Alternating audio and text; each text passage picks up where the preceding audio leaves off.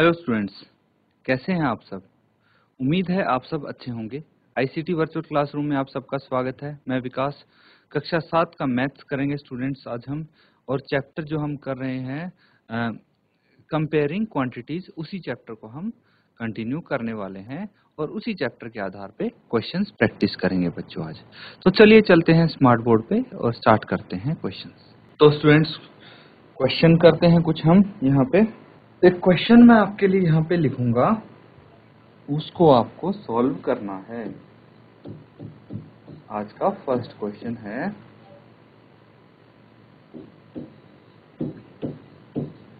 किसी कक्षा में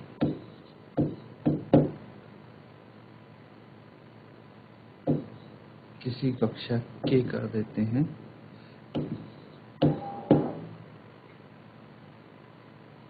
विद्यार्थियों में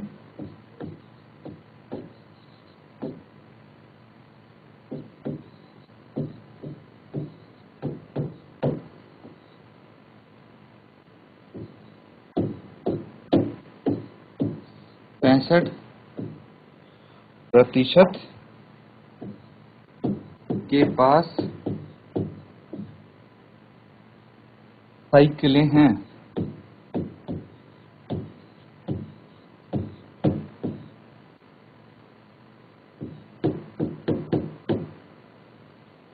कितने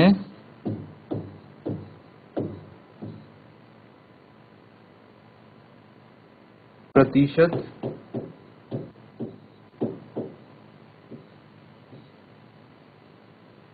विद्यार्थियों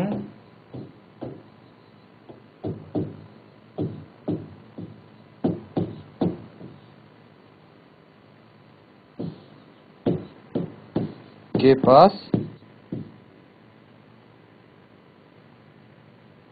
साइकिलें नहीं हैं।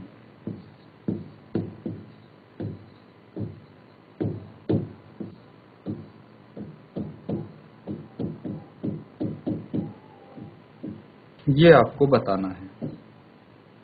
तो यहाँ पे बच्चों, अगर आप अच्छे से इस क्वेश्चन को समझ पा रहे होंगे तो क्या बोला गया है, यहाँ पे बोला गया है कि भाई किसी कक्षा के विद्यार्थियों में 65% के पास साइकिलें हैं।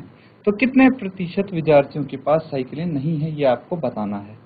तो यहाँ पे एक चीज आपको पता होनी चाहिए, या फिर बोल सकते हैं एक चीज आपको माननी पड़ेगी कि भाई टोटल विद्यार्थी कक्षा में कुल विद्यार्थी कितने प्रतिशत होने चाहिए।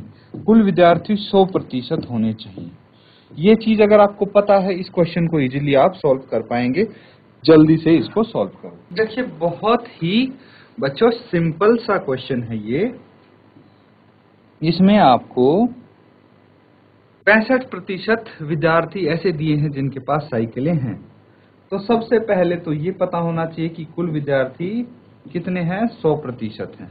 ठीक है, उसमें से 65% विद्यार्थी ऐसे हैं जिनके पास साइकिलें हैं। तो 100 में से अगर 65 माइनस कर देंगे तो 35 बच जाएगा। तो 35% ऐसे विद्यार्थी हैं जिनके पास साइकिलें नहीं हैं।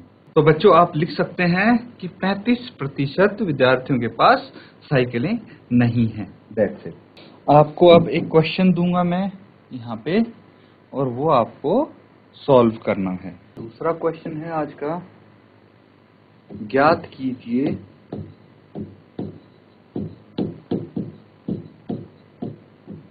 और आपको क्या बताना है, आपको बताना है 164 का 164 का 50% और 12 का 75% और 64 का 12 सही 1/2%। तो इसमें एक चीज समझना आपके लिए जरूरी है। वो क्या चीज है कि भाई यहाँ पे जो आपको गिवन है ना, जैसे 164 का 50%, इंग्लिश में इसको लिखेंगे 54% ऑफ 164। ठीक है, 54% ऑफ 164। और इसको जब मैथमेटिक्स में लिखेंगे तो 54% ऑफ की जगह इनटू कर देंगे 164, या फिर का की जगह आप कर देंगे इनटू। ठीक है, इनकी जगह मल्टीप्लाई होता है बच्चों, ये चीज ध्यान रखो। अब इसको जल्दी से सॉल्व करो और बताओ तीनों पार्ट्स के आंसर क्या होंगे। तो स्टूडेंट्स, इनको आप सॉल्व करने जाएंगे, मैंने बता दिया है कि जो बीच में यहाँ पे 164 का 50% लिखा है, इसको आप क्या कर सकते हैं, यहाँ पे आप लिख सकते हैं कि भाई 164 का 50%, तो का की जगह आप क्या कर देंगे, इनटू कर देंगे 50%। तो देखिए प्रतिशत की जगह आप क्या कर सकते हैं, प्रतिशत किसकी जगह आया था, 1/100 की जगह प्रतिशत लिखा था, या फिर नीचे 100 था तो उसको हटा के हमने प्रतिशत लगा दिया था। अब वापस से हम वही कर देंगे कि प्रतिशत की जगह नीचे 100 रख देंगे। तो 51 जा 50, 52 जा 100, 2 से इसको कैंसिल आउट करेंगे, 2 8 16, 2 दूनी 4, तो ये आ गया 82। ठीक है, इसी तरह बी करेंगे तो जो इसका बी पार्ट है उसमें बोला गया है 12 का 75%। तो का की जगह इंटू कर दिया, 12 इंटू 75/100, और 25 दिया 75, 25 चौके 100, 4 दिए 12, और ये कितना हो गया, 3 दिया 9, तो 9 आ जाएगा। इसी तरह पार्ट सी करेंगे, नोट डाउन कर लो इसको। अब स्टूडेंट्स नेक्स्ट पार्ट इसका करेंगे, पार्ट सी। तो यहाँ पे भी 64 का 12.5% है, तो इसको लिख सकते हैं 64 इंटू 12.5%, मतलब 12 से ही 1/2। इसको हम क्या करेंगे, मिक्स फ्रैक्शन में है तो इसको हम इम्प्रॉपर फ्रैक्शन में बदल लेंगे। कैसे बदलते हैं, 2 इंटू 12 प्लस 1 कितना हो जाता है, 24 प्लस 1 25, 25/2% आ जाएगा। कैंसिल आउट करेंगे, इकट्ठा ही कर लेंगे या तो कैंसिल आउट, इसको अभी हटा दो। तो अब क्या करेंगे, प्रतिशत की जगह हम हटा के क्या कर देंगे, 25/2 है, और जो प्रतिशत है उसकी जगह 1/100 आप लिख सकते हैं। अब देखिए 25 चौके 100 और 25 एकम 25, अब ये हो जाएगा 4 दूनी 8। आप यहाँ पे कर सकते हैं 64 इंटू 1/8, 8 इंटू 8 64 होता है, और 8 एकम 8, यानी इसका आंसर 8 आ जाएगा। नेक्स्ट क्वेश्चन करेंगे, 25 बच्चों की कक्षा में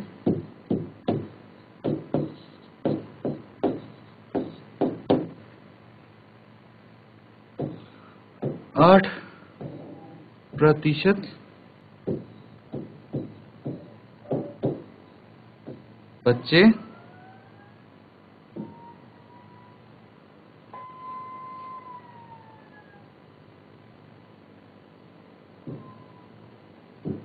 वर्षा में भीगना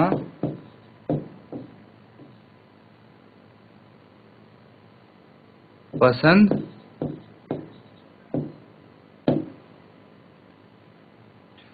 करते हैं।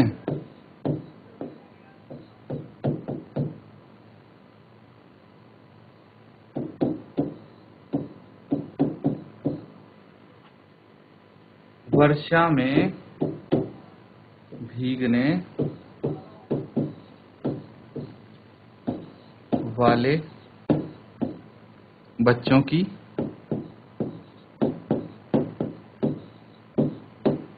संख्या ज्ञात कीजिए।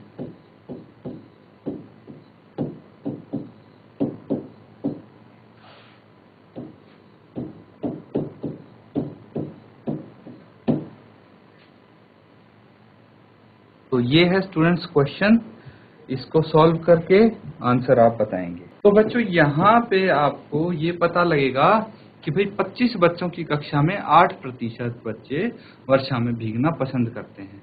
तो वर्षा में भीगने वाले बच्चों की संख्या, ठीक है। आप सीधा यहाँ पे लिख देंगे कि वर्षा में भीगने वाले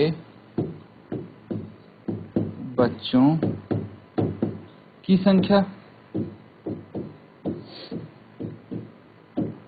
और ये कितनी होने वाली है? ये होने वाली है बच्चों 25 का 8%, या फिर इंग्लिश में लिखेंगे तो 8% ऑफ 25। 25 का 8%। इसको आप सॉल्व कर सकते हैं, अभी तो किए थे हमने ये क्वेश्चन सॉल्व। तो 25 का की जगह इंटू 8%, और ये हो जाएगा 25 इंटू 8/100। 25 एकम 25, 25 चौके 100 और 4 दूनी 8। कितना आ गया? ये 2 आ गया। कितना आ गया? 2 आ गया। तो 2 बच्चे हैं जो बारिश में भीगने वाले हैं। नोट डाउन कर लीजिए इसको। नेक्स्ट क्वेश्चन करेंगे।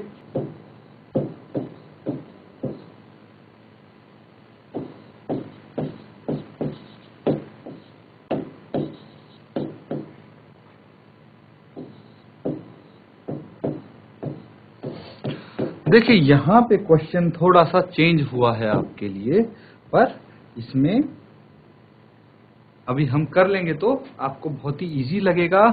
यहाँ पे अभी तक हम क्या करते आए थे, आपको बता देते थे कि भाई जैसे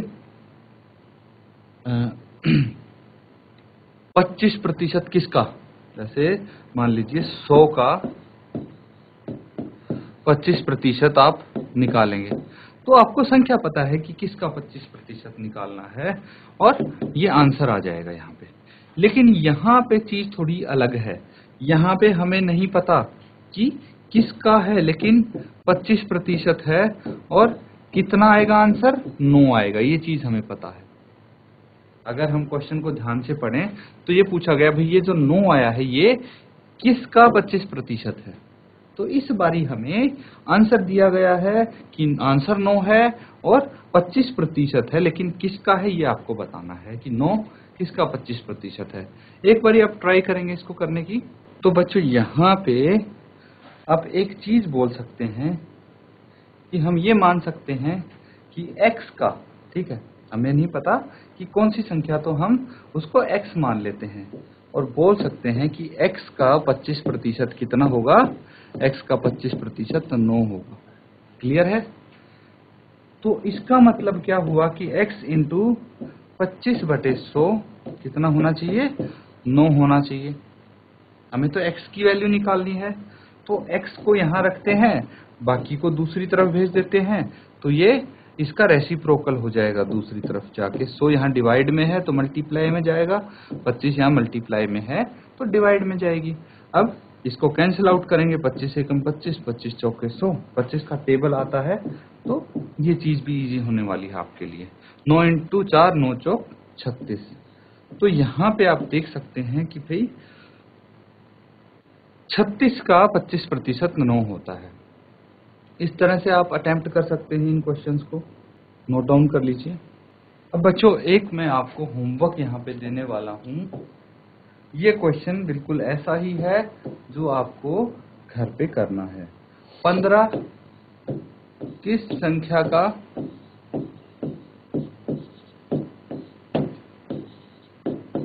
75% है?